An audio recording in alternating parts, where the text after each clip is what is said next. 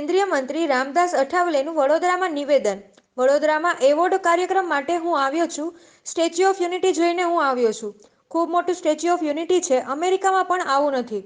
નરેન્દ્ર મોદીએ દેશની એકતાને મજબૂત કરવાનું કામ કર્યું છે. નેશનલ સ્ટાર્ટઅપ દિવસ છે. ઉદ્યોગો વધ્યા છે. સ્ટાર્ટઅપ ઇન્ડિયાના માધ્યમથી બેરોજગારી ઓછી થઈ રહી છે. કેન્દ્રીય મંત્રી રામદાસ અઠાવલે આપ્યું નિવેદન. દલિતોનું આરક્ષણ સરકાર હટાવશે, આ વાત બકવાસ છે. વિરોધી દળ કોંગ્રેસના લોકો આવી વાતો ફેલાવે છે. નરેન્દ્ર મોદી દલિતોના મિત્ર છે. કેન્દ્રીય મંત્રી રામદાસ અઠાવલેનું મોટું નિવેદન. 5 રાજ્યોમાંથી 4 રાજ્યોમાં ભાજપ સત્તામાં આવશે. પંજાબમાં કોઈને પણ બહુમતી નહીં મળે. પંજાબમાં અમરિંદરસિંહ અને ભાજપ સરકાર બનાવશે. ઉત્તર પ્રદેશમાં જેમને પાર્ટી છોડી તેને નાટક કર્યું, જેનાથી કોઈ પણ ફરક નહીં પડે. યુપીમાં ભાજપ 300થી વધુ સીટે જીતશે. अवार्ड फंक्शन के लिए मैं इधर आया हूँ। दादा साहब फाल्के नाम से एक संस्था है, उन्होंने आज यहाँ वो फंक्शन रखा है और उसके साथ साथ स्टैचू ऑफ यूनिटी जो माननीय सरदार वल्लभ भाई पटेल जी का स्टैचू है, वो स्टैचू को मैं देखकर अभी आया हूँ, इसीलिए थोड़ा आधा घंटा लेट हो गए। तो ये स्टैचू मतलब दुनिया का सबसे बड़ा मतलब 182 मीटर का ये स्टैचू है। इतना बड़ा स्टैचू और किसका भी नहीं है। अमेरिका में न्यूयॉर्क में स्टैचू ऑफ लिबर्टी है, लेकिन उससे भी डबल ऊंचा ये स्टैचू है। और माननीय नरेंद्र मोदी जी ने बहुत ही बड़ा काम किया है, जिन्होंने 15 अगस्त 1947 को आज़ादी मिलने के बाद बहुत सारे छोटे छोटे राज्य थे, वो राज्य अपने संस्थान थे जो अपने इंडिया में नहीं थे, तो वो संस्थान भारत में विलीन करने का जो काम है, ये काम माननीय Sardar Vallabh bhai Patel as a home minister उन्होंने किया था। इसीलिए माननीय नरेंद्र मोदी जी ने नर्मदा के मतलब सरदार सरोवर के पास इतना बड़ा स्टैचू खड़ा करके देश के यूनिटी को और भी ज़्यादा मजबूत करने का काम किया है। इसलिए नरेंद्र मोदी जी का मैं आभार व्यक्त करता हूँ, उन्होंने बहुत बड़ा काम किया है। और आज 16 जनवरी है और 16 जनवरी को नेशनल स्टार्टअप डे, जो स्टार्टअप जो इंडिया है, तो मतलब पहले तो 5-6 साल पहले 500 उद्योग थे, लेकिन अभी मतलब कई उद्योग मतलब बढ़ गए हैं। और स्टार्टअप इंडिया के माध्यम से बेरोजगारी को ख़त्म करना है, अपने देश की इकोनॉमी को मजबूत करना है। इसी तरह का काम माननीय नरेंद्र मोदी जी के माध्यम से हो रहा है। और नरेंद्र मोदी जी गुजरात के मुख्यमंत्री भी रहे, उन्होंने गुजरात के विकास के लिए काम किया और आज उनको देश का विकास करने का मौका मिला है। और इसीलिए नरेंद्र मोदी जी विकास की दिशा से आगे बढ़ रहे हैं। एक विकास पुरुष के नाम से उनके तरफ देखा जाता है।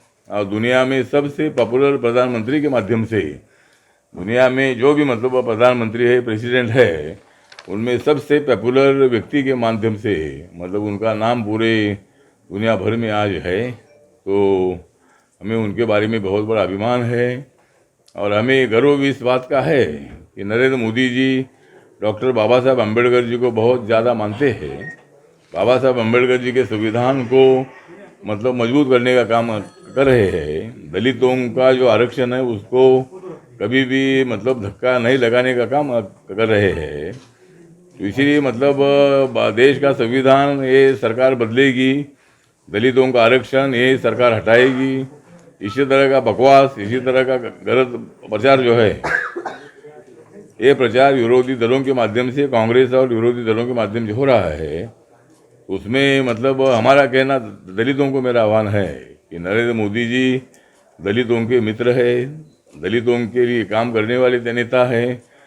और आप लोगों ने देखा है, और वो मतलब बाबा साहब को तो मानते हैं, लेकिन गौतम बुद्ध को बहुत ज़्यादा मानते हैं।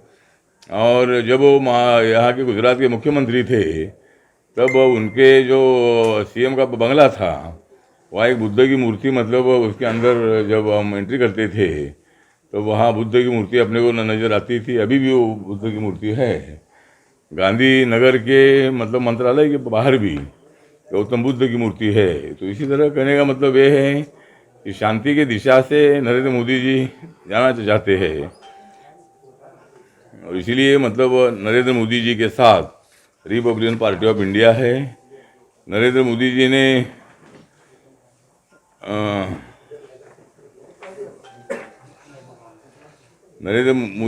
मतलब जो 7.5 पौने 8 सालों में काम किया है, तो उसमें मतलब मुझे लगता है कि जो प्रधानमंत्री जनधन योजना है, ये योजना 2014 में जो शुरू हुई और 2021 ख़त्म होते होते मतलब कम से कम 44 करोड़ 11,58,000 44 करोड़ 11,58,000 इतने लोगों के अकाउंट खुले हैं। और गुजरात में कम से कम 1 करोड़ 67 लाख 1 करोड़ अकाउंट पूरे गुजरात में खुले हैं।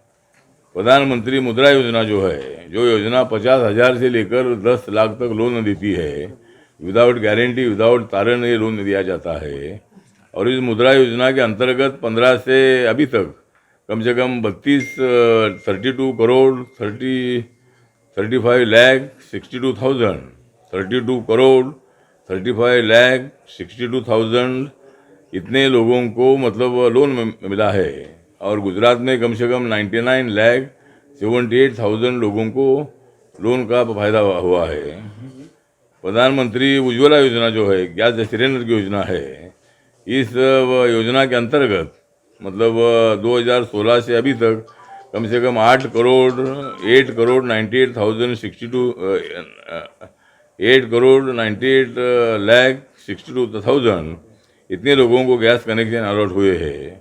और गुजरात में कम से कम 34 लाख 42,000 इतने लोगों को गैस कनेक्शन मतलब मिले हैं। प्रधानमंत्री आवास योजना जो अर्बन की है, उसमें कम से कम अर्बन के लिए 15 से अभी तक कम से कम 53 लाख 42,000 इतने लोगों को मकान मिले हैं शौचालय के साथ।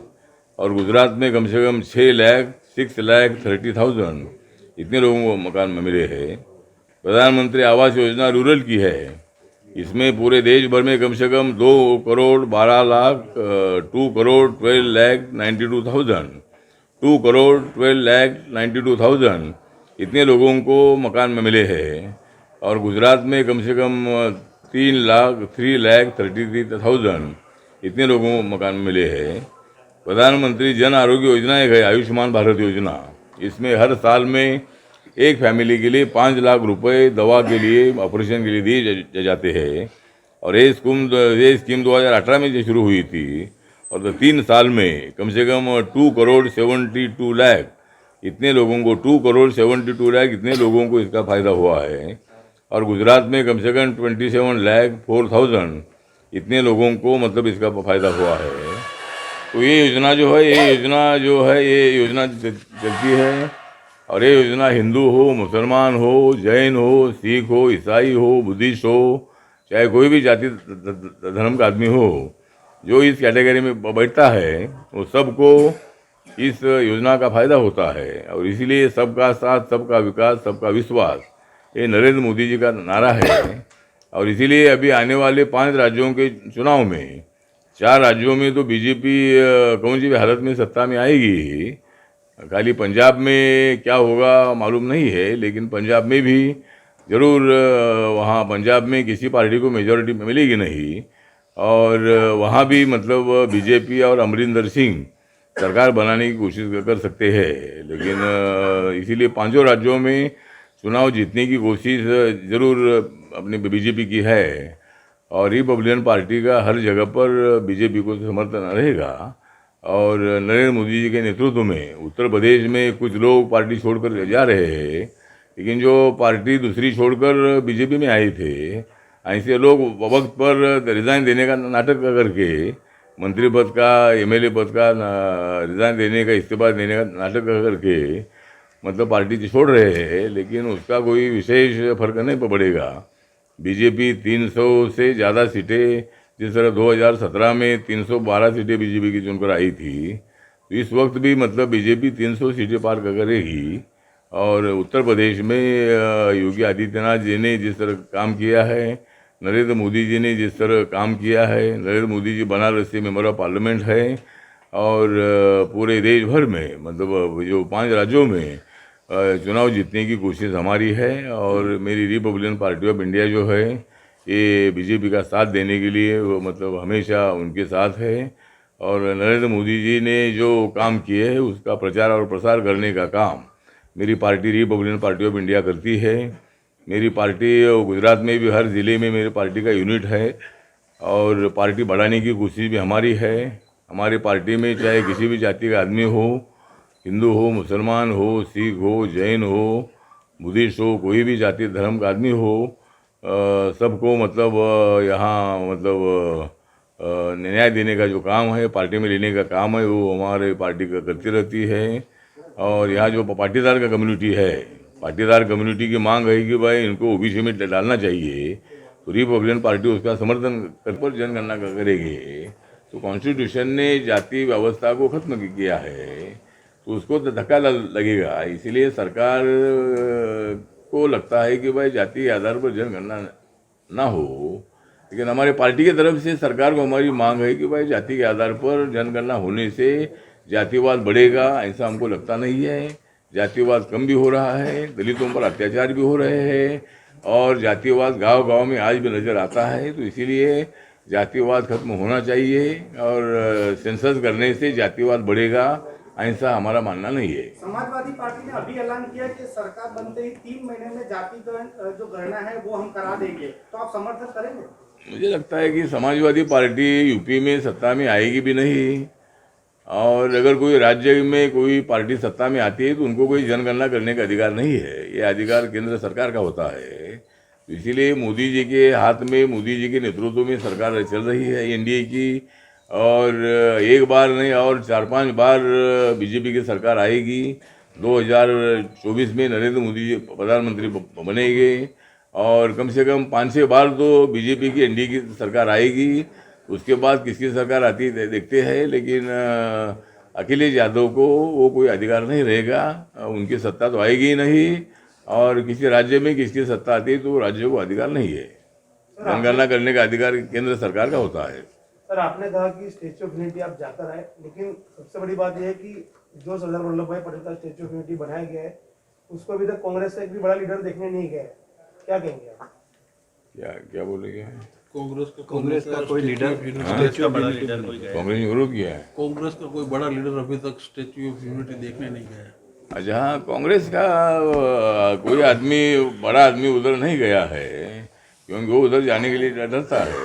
मतलब कांग्रेस पार्टी वाले इतना बड़ा स्टैचू देखकर उनको वहाँ जाकर चक्कर आएगी कि भाई इतना बड़ा स्टैचू है, मोदी ने इतना बड़ा काम किया है, तो उनको मालूम नहीं है कि भाई सरदार वल्लभ भाई पटेल जी कांग्रेस पार्टी के थे, लेकिन कांग्रेस पार्टी के होने के बावजूद भी नरेंद्र मोदी जी ने उस स्टैचू को खड़ा के किया है। यहाँ कोई पार्टी का विषय तो नहीं था, लेकिन देश को यूनाइट करने का काम सरदार वल्लभ भाई पटेल ने किया था।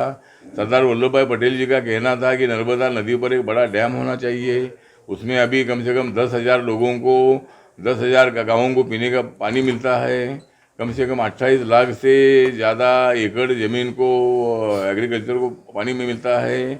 और सरदार वल्लभ भाई पटेल जी की इच्छा थी कि भाई ऐसा डैम होना चाहिए, इसीलिए उसी डैम पर ही मतलब वो स्टैचू इतना खड़ा है, इतना बड़ा स्टैचू है और लोगों को जाने की पूरी सुविधा है, देखने की पूरी सुविधा है और वहाँ लिफ्ट भी है। और इसीलिए मतलब ये स्टैचू बनाने के लिए कम से कम 3.25 साल लगे थे। तो कांग्रेस वाले नहीं जा रहे, अच्छी बात है, और लेकिन उन्होंने उनका नहीं जाना।